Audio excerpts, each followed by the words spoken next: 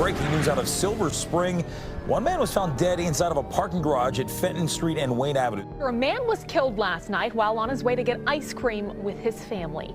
The victim was found in the stairwell. And it was literally 6 minutes between when we left the restaurant and when she called 911. I remember asking one officer, is it okay to go upstairs? And he says, yeah, but you can't take the stairs. There was blood everywhere. We're really at our wits' end. This is the kind of random thing that is really most worrisome to people in the community. Instead of getting ready for Christmas, we were talking to the police and calling funeral homes. I do believe it could have been anyone. Joe Reynolds, a husband, father, and cherished member of the community, was found brutally murdered in the stairwell of a busy parking garage in downtown Silver Spring just days before Christmas. Now, 1 year later, police are still searching for answers as to why or how this tragedy happened. Was it a crime of opportunity, or was Joe Reynolds targeted? It was a night that we were actually celebrating. My husband had picked up our youngest daughter from school. We were finishing up our Christmas shopping. It was 4 days before Christmas. And we were having a celebration dinner. December 21st, 2022. It was a night like any other in the suburbs of Maryland. Charles Joseph Reynolds, who went by Joe, was out shopping for last-minute gifts and having dinner with his family in the busy and popular Ellsworth shopping place in downtown Silver Spring. And after we left the restaurant, most of us went down to get some ice cream. Joe went across to the parking garage to put the leftovers from dinner into the car, and the rest of us went for ice cream. Joe had plans to rejoin his family, but that never happened. His sister-in-law decided she wasn't up for a scoop and went back to the parking garage, only to find a gruesome scene. Reynolds' lifeless body in a stairwell. We do know that Mr. Reynolds had his personal property, so it does not appear at this point that there was at least that nothing was taken from him. And it was literally 6 minutes between when we left the restaurant and when she called 911. In those 6 short minutes, the Reynolds family changed forever. Their beloved Joe went from celebrating with his loved ones to being shot and killed. We literally, in a 6 minute time frame, went from celebrating and being together, getting ready for Christmas, to then just the unimaginable that he had been shot. His brutal killing ending the life of a 62-year-old man who brought joy to everyone he met. Joe came out of nowhere and seemingly at just the right moment. With that big grin, welcoming smile, sharp, witty mind, confident voice. Born in Selma, Alabama, Joe grew up in a military family, moving across the globe during his childhood with his 4 siblings. His brother says he was always up to something. You know, he might wake up the neighbors at some unholy hour. He might cheat on his own brothers playing cards. He might even almost burn down the house with all of us in it. But despite that, nobody, not my parents, not my brothers, not his teachers or his coaches or his friends, could ever stay mad at Joe for long. It was a quality his brother envied. My brothers and I are really lucky that he was our brother. And that's how I will always remember him. While studying engineering at Auburn University, Joe met his roommate, Peter Hastings. Joe was definitely not the life of the party. He was kind of in the background, but telling some wisecracks. He had a great, wry, wisecracking sense of humor. Hastings would later introduce Joe to his sister and Joe's future wife, Karis. I first met Joe in 1981, the summer after my first year of college. My first impression of Joe did not make me think we were destined to be together. But it wasn't long before their romance blossomed. His kindness, his warm smile, his readiness to help out a friend or embark on an adventure. And before my graduation party, he kissed me. And that's what started our romance that lasted nearly 40 years. And so the two spent decades together, raising their 3 daughters. I was just remembering this past week how he would always get Mom a bouquet of flowers for Valentine's Day, but he would pull 3 out to give to me and my sisters along with some little chocolates. But the cybersecurity expert's life was cut short on that cold December night at the hands of an unknown killer. And I would just want that person to never do it again and never have another family go through what my family has gone through. On the night of Joe's murder, Fox 5's assignment editor Bill Glasser was at that very garage after seeing a movie with his family. We saw tremendous police activity as soon as we got to the entrance. I remember asking one officer if it was okay because our car was upstairs, is it okay to go upstairs? And he says, yeah, but you can't take the stairs. My daughter texted me when she got up to the car and said, the police are up here looking in our car. They're looking in the car with flashlights. And what we later discovered was it appears the victim's family was waiting at the car right next to where we were parked. And what was their demeanor when you saw them? Very concerned, worried. They clearly did not know what had happened. You mentioned the scene there. It was eerily quiet. And in that area, there's typically a lot going on. Right. So that was surprising, and that kind of took me off guard because that main strip of Ellsworth is usually a lot of activity, especially when a movie gets out. Do you feel like this is a matter of public safety that people need to know about? There's no question. There's no question. As a resident for 30 years, I've never felt less comfortable down there. Well, once we found out, it really hit us hard because my daughters, we raised the girls going to that area their entire lives, and that was kind of always our happy, safe place. That whole strip of Ellsworth, that garage we've been in thousands of times. Never felt unsafe in there. Have never, until this time, until that moment, never felt unsafe. And while residents feel vulnerable, local leaders struggling to offer any reassurance. This is something that's new. We've not had, in fact, over the majority of 2022, the 3rd district, for the most part, had not had any homicides. Shootings were considerably down in the central business district. So this is quite troubling to us. You know, we've closed most of the murder cases. They have been people who knew people, and that seemed to be the trend. This is something that's a bit of an outlier in that there's no apparent reason for the attack, and I think that's always what concerns people most. Still ahead, with no leads in Joe's deadly shooting, could this unsolved crime be a robbery gone wrong or something more? Plus, we return to the scene of the crime with a retired homicide detective to analyze this mysterious murder. The picture of Joe Reynolds' life shows a man full of kindness and compassion. But with little to no cameras near the scene of the crime, the question remains, who killed Joe Reynolds and how, if it was all in plain sight? Tonight, police are asking for the public's help after a man was killed in a busy Montgomery County parking garage. I want to show you just how busy this part of downtown Silver Spring can be. Back here, you've got restaurants, you've got shops, there's a movie theater not too far back. You can see people walking along there now. And then follow me over here, just around this corner, this door back here, that is the stairwell where police say this awful incident occurred. It's been a little over 4 months since a Montgomery County father and husband was murdered inside of a Silver Spring parking garage. And all these months later, and police say they still don't have much of a lead. We're really at our wits' end in this particular incident because it doesn't make sense to us. After sifting through hours of nearby surveillance, police hit a roadblock. Weeks turned to months with no leads. On the one-year anniversary of Joe Reynolds' death, we went back to the scene of the crime with retired homicide detective and FOX5 contributor Randy Kusan to analyze the unsolved case.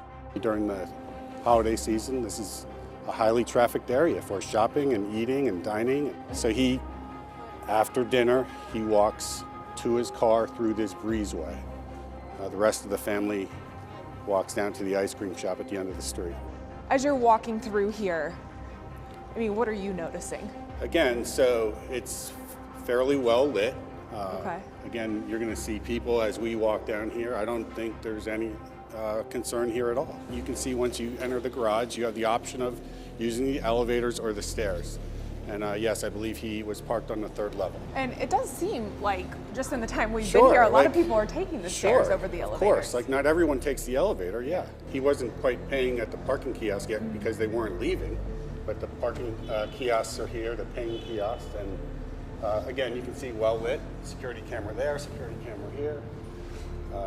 So again, no concerns. He wasn't going there, however, he was just going to his car at this moment. Retracing his steps, either at the stairs or from the elevator, he goes to his car, which from photos from our co-worker, we see that he's parked 2 spots past these 3 beams. We don't know whether he put the leftovers in his car or if he didn't, but sometime between getting to his car and going back to meet his family is when he is killed at some point in that time period. What stands out to you here? You can see this is fairly well lit. You know, they would look for nooks and crannies where perhaps it's darker or no cameras. But you can see right here, it's very well lit and it's a short distance from the vehicle to the stairwell. So again, he may have been accosted at his car, or perhaps he just starts going back down the stairwell and the person or the assailant or assailants piggyback through that door after him. And we're just literally feet away from where his car was to the stairs. Yeah, it's a short walk. Like so this happened quickly, impulsively, and that's probably why there were no witnesses to it. So as we're kind of walking through here, what clues are police looking for when they're walking through this garage? So, you know, I've worked plenty of crimes in parking garages, and you know, the first thing you want to know if there's cameras that capture the crime. Sure. So I'm sure that's what the detectives did right away. So there are plenty of cameras in this garage, but none that captured the crime. So it wasn't much help. Again, I was looking at an area like this, you know, nook and cranny. However, it's, again, very well lit. I would feel comfortable parking here.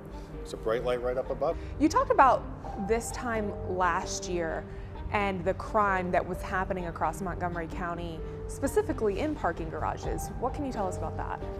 Well, I believe last year at this time, there was an uptick in crime in Montgomery County parking garages. However, not specifically violent crime. It was more of theft from vehicles and vandalism and crimes like that. During this time, were there any sort of, I guess, gang initiations where this type of thing would happen? Or is that something that would even be concerning for Montgomery County based on history in the past? Yeah, I'm sure the detectives looked into that, and I don't think that's a trend that was happening here at that time. But you don't think, based off of what you've seen here, that this was targeted? I don't. It happened too quickly to be targeted. It was just, sadly, a crime of opportunity. Well, let's go back through the stairwell. Okay. And maybe you can talk to us a little bit about what you're noticing in that stairwell. Do you think that the killer knew that there were no cameras in the stairwell here? And do you think that this was a better opportunity for him?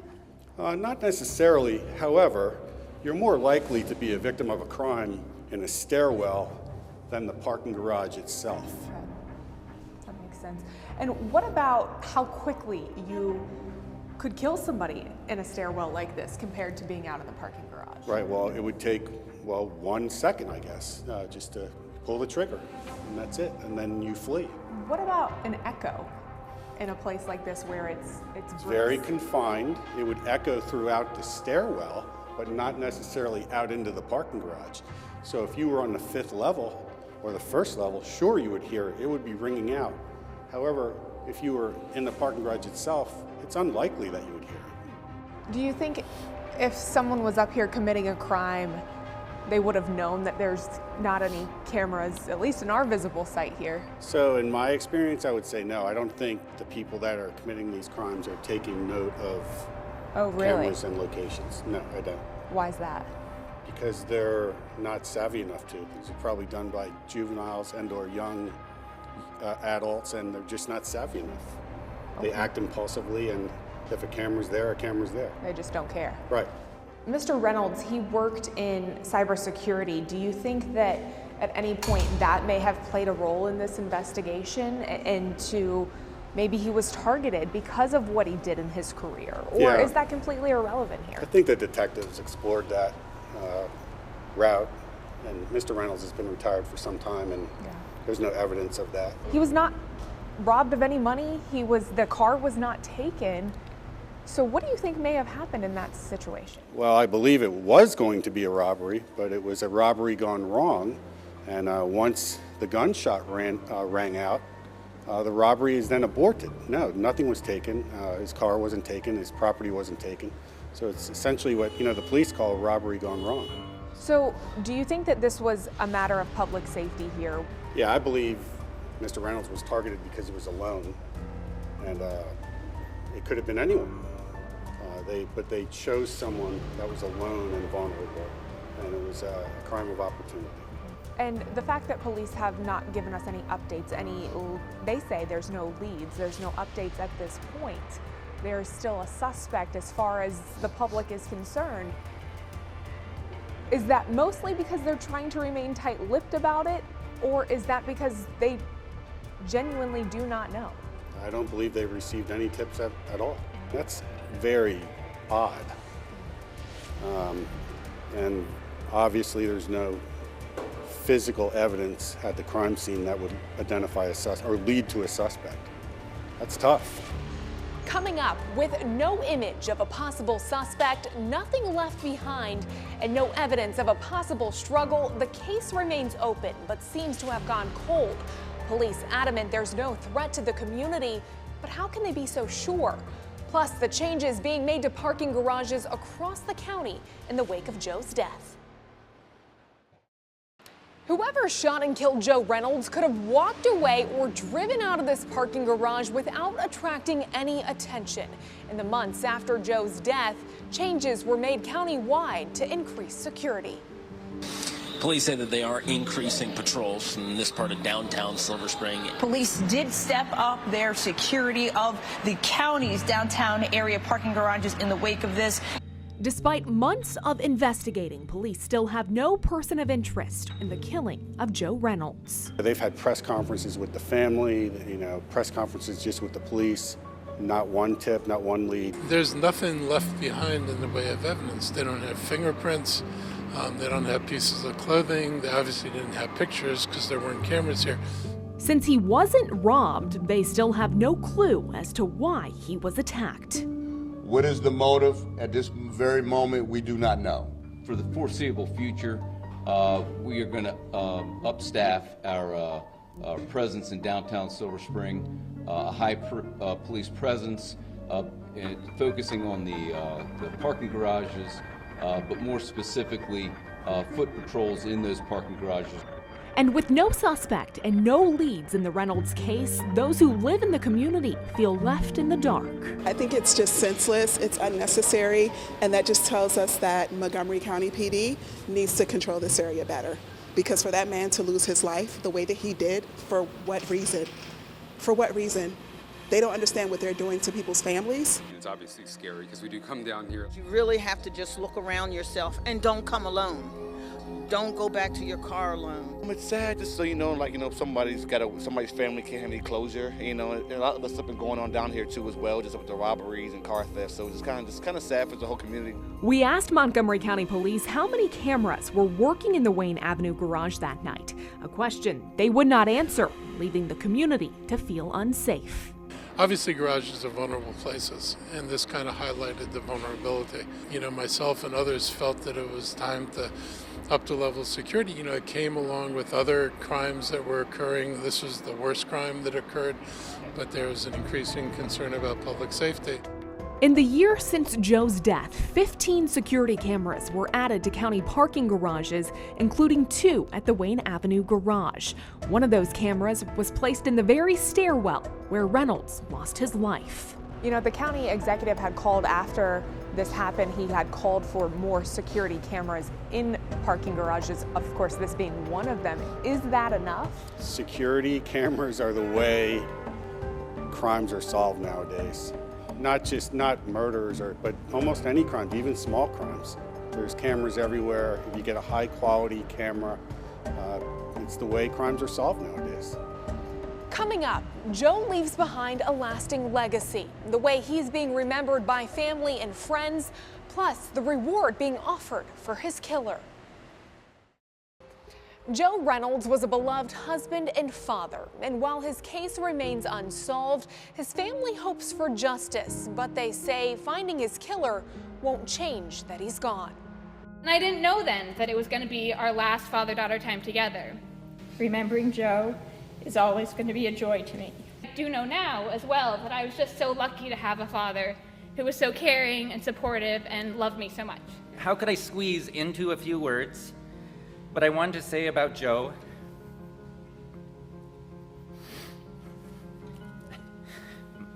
My best friend and brother-in-law. All that relationship of over 4 decades had meant to me. And it's a comfort to know with certainty that he loved me completely and that he knew I felt exactly the same way about him. So I think a lot of it is counting on people forgetting about things. You know, short-term memory, people are not going to think about it. You know, and that's unfortunate because this is an unsolved murder. I mean, it's hard to believe that somebody doesn't know who did this. But if nobody steps forward, it's really hard to find something to hang on to. And we don't have any idea of a suspect or suspects. You know, in today's environment, particularly with gun violence, you know, we've seen really just a reckless regard of human life. Are you surprised that this case hasn't been closed yet? I am. It's disappointing that there's no video evidence that could propel it along. However, notwithstanding, a year later, a very public crime of this magnitude, I'm surprised there hasn't been more tips generated, yes. Yeah. So I'm sure somebody not necessarily saw the shooting because, again, it was in a secluded stairwell, but they may have seen suspicious activity before or after the shooting. What do you think is the big takeaway here when we look at what happened a year ago to this man who was out here enjoying dinner and ice cream with his family just days before Christmas and was murdered in a brazen homicide right here? It's incomprehensible. However, I do believe it could have been anyone. Having worked here for 38 years, right, I've seen cases go unsolved, right? At the time of the incident, it's just, you know, I'm trying to just wrap my head around how no one saw anything of significance that we missed. And, you know, we'll continue to dig deeper into that to make sure, because we're not going to give up, right? Even if I'm gone, if this case is not solved by July 1st, these folks are not going to give up in that case. Fox 5 reached out to Joe Reynolds' family, but they did not wish to participate in this documentary. However, his wife did give this statement. The factor that links these all too common tragedies is that someone who shouldn't have had a gun not only had one, but was willing to use it. My husband's murder brought home to me in the most devastating way possible the reality that there is no safe place in this country as long as we lack the political will to stand up to the gun lobby and implement reasonable gun control measures. Reynolds' case remains unsolved and police are still looking for tips. There is an up to $10,000 reward being offered for information leading to an arrest. Thanks for joining us. I'm Jacqueline Matter.